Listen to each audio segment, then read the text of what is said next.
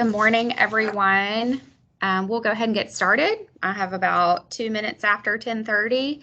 I'm Emily Oglesby, the Director of External Affairs and Partnership Engagement at the Florida Department of Economic Opportunity. Thank you all for joining us today for our monthly economic data release call. I want to provide a few housekeeping rules this morning to assist with the flow of the call.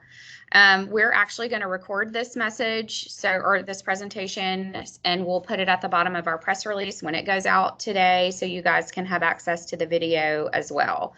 I'd like to ask everyone to make sure your video is off and you are muted and remain muted throughout the presentation. This will allow a lot of you to get sound bites from Adrienne as she begins to present. And if you want video, it will allow you to get video for your stories. So we're going to actually take questions at the end of the presentation from credentialed media. And to do that, I ask that you type in your question in the chat feature. And if you look at the top of your screen, you'll see the little chat icon. Click on that and submit your question in the chat. I encourage you to do that throughout the presentation. Please provide your name and the media outlet that you're with.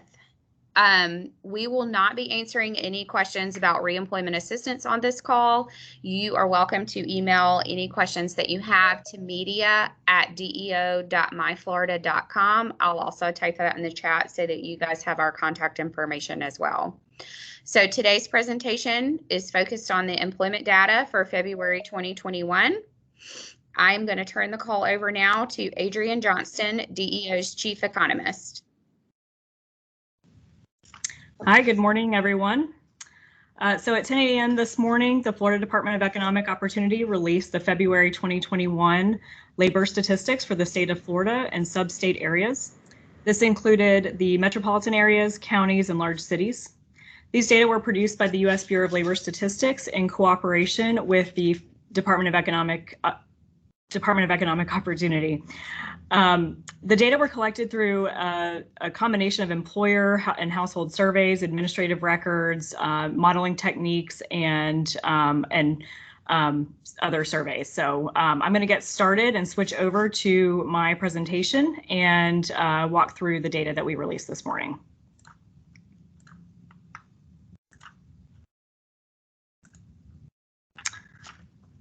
Okay. So the current population survey is used to estimate Florida's unemployment rate, total labor force, and labor force participation rate under the local area unemployment statistics program. These statistics are based on a survey of households. They capture information about individuals, not jobs, and are calculated by place of residence, not place of work. Florida's seasonally adjusted unemployment rate in February 2021 was 4.7%. This represented 474,000 jobless individuals out of a labor force of 10,124,000. Florida's February 2021 unemployment rate was 0.1 percentage point lower than the revised January 2021 rate and up 1.4 percentage points from the February 2020 rate. Florida's February unemployment rate was lower than the national rate of 6.2%. Florida's labor force was 10,124,000 in February 2021. This was down 337,000 from the February 2020 level, and this represented a decline of 3.2%.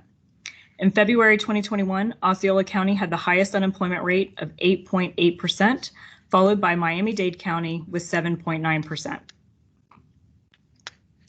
Wakulla County had the state's lowest unemployment rate with 2.6%, followed by DeSoto, Lafayette, and St. Johns counties at 2.8% each. People can become unemployed for different reasons. A person can be unemployed because they lost their job. On this graphic, they're denoted as job losers. They may have quit their job voluntarily. On the graph, they're called job leavers. They could be re-entering the job market or re-entrants, or they could be entering the job market for the first time and not have found employment yet. These are new entrants. In February 2021, involuntary job losers, which is the green line on the chart, made up the majority of the unemployed, with 78.5% compared to 41.4% 1 year ago. The next most common reason for unemployment was reentrant to the labor force with 12.5%. Now keep in mind that this data series is based on a 12-month moving average. That means that the current month estimate for February 2021 actually includes data going back to March 2020. As we continue to see the labor force increase and move past that 1-year mark since the start of the pandemic, we would expect to see reentrants increase as a share of the unemployed. Also, please note that this represents the share of unemployed individuals as captured by the current population survey. Over this period, we have actually seen an overall reduction in the number of unemployed people. This is certainly something that we'll continue to keep an eye on over the next few months. Job creation data for Florida is derived from the Current Employment Statistics, or CES survey, conducted by the U.S. Bureau of Labor Statistics. The CES survey collects data from up to 20,000 Florida businesses and establishments each month to measure jobs by industry across the state. Since these statistics are based on a survey of employers, they measure counts of jobs, not individuals, and they capture characteristics of employers such as industry and place of work. Total non-agricultural employment rose to 8,512,100 jobs in February 2021. This was an increase of 19,600 jobs, or 0.2% from January 2021. This figure is still down 560,000 jobs from a year ago, which represents an over-the-year decline of 6.2%. Florida's private sector non-agricultural employment was 7,431,400 jobs in February 2021. This was up 19,200 jobs, or 0.3% from January 2021. Total private employment was down 508,500 jobs from January 2020. This is an over-the-year decline of 6.4%. As we've noted before, there are differences in what is counted for each of these employment series. So when we compare the labor force employment, which is the blue line in this graph, to the non-agricultural employment, which is included in the green line, we see that there are some differences that arise. So we've been tracking this over the last year or so, and we know that there's a relationship between these two data series. Typically, we see that the CES employment is lower than the Laos employment by about 11%. In the months of April to July 2020, that gap got smaller, and this represented a difference in how the pandemic impacted those different populations. And the gap went all the way down to 4 to 7%. As of February 2021, this gap is back to 11.8%. And you can see that both series are trending up back towards where they were prior to the pandemic, but we do see a slightly faster growth rate in that Laos employment number. So for industry employment, 8 out of 10 major industry sectors in Florida gained jobs over the month. All major industries lost jobs over the year. The trade, transportation, and utilities industry gained the most jobs over the month with 9,400 jobs, but remains 59,600 jobs below last February's mark. Professional and business services gained 6,800 jobs over the month. The industries that lost the most jobs over the month were construction with 3,200 jobs and leisure and hospitality with 400 jobs. The February 2021 seasonally adjusted local area data showed that 14 out of the 24 metro areas in Florida had over-the-month job gains. The Orlando, Kissimmee, Sanford metro area gained the most jobs with 7,500, and Panama City grew the fastest with a rate of 0.7%. Other metro areas with notable job growth were the Tampa, St. Petersburg, Clearwater MSA with 4,600 jobs, and the Fort Lauderdale, Pompano Beach, Deerfield Beach metro area with 3,800 jobs. And that concludes my presentation this morning, but happy to answer any questions.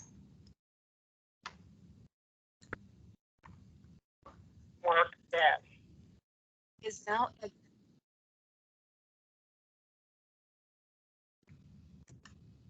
Hi, everyone. Thank you, Adrian, for your presentation.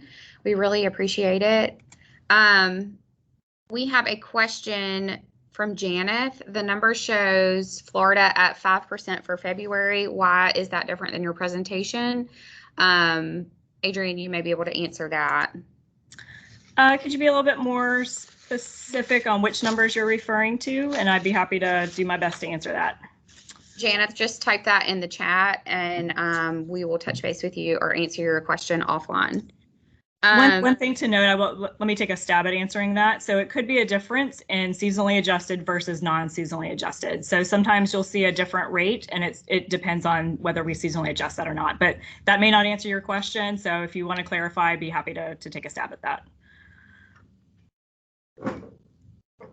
Jim Turner, I'm having a little bit of trouble reading your question. It looks like it's highlighted. So if you don't mind typing that again in the chat, I would appreciate that.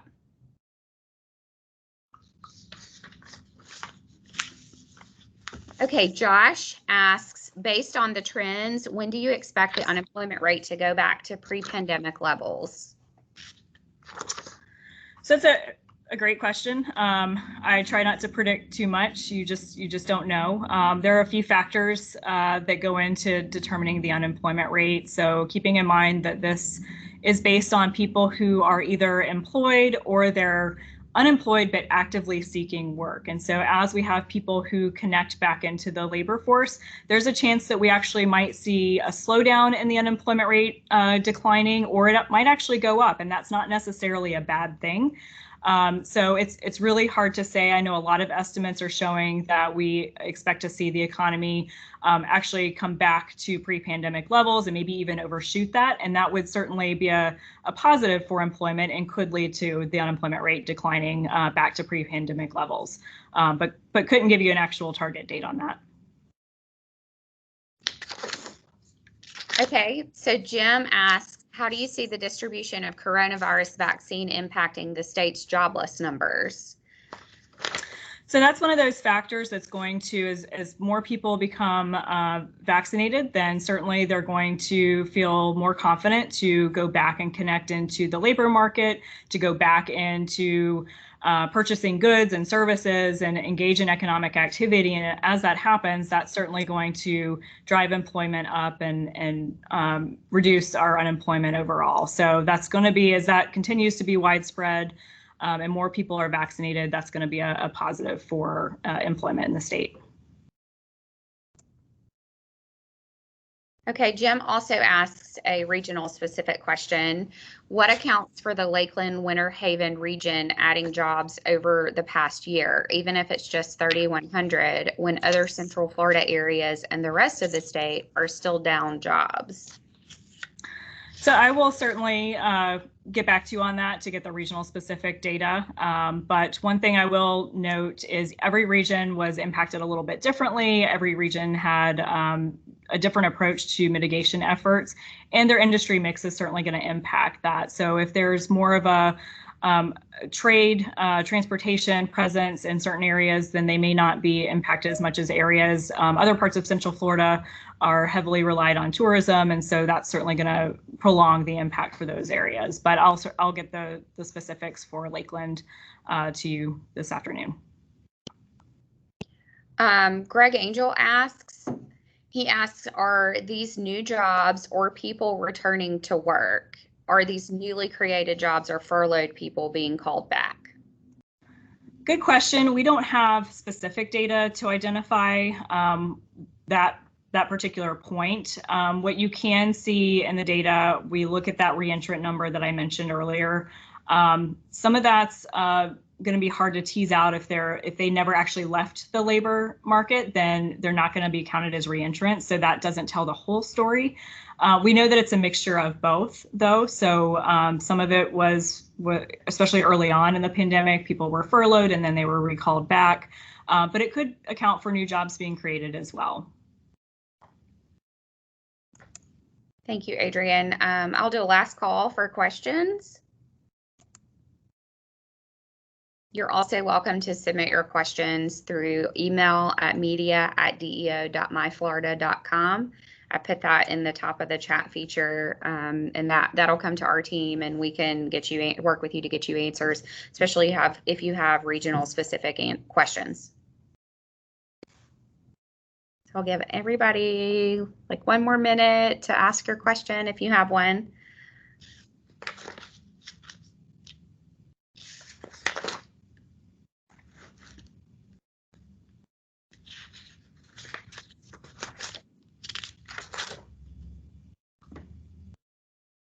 Okay, well, let's call that a wrap. I appreciate all of you joining us today. Our next economic data release call is scheduled for Friday, April 16th. So look for the media advisory to go out probably the Wednesday or Thursday before the 16th and RSVP, and we'll see you all back here then. Again, if you have any additional questions, submit those to media@deo.myflorida.com. I hope everyone has a wonderful weekend.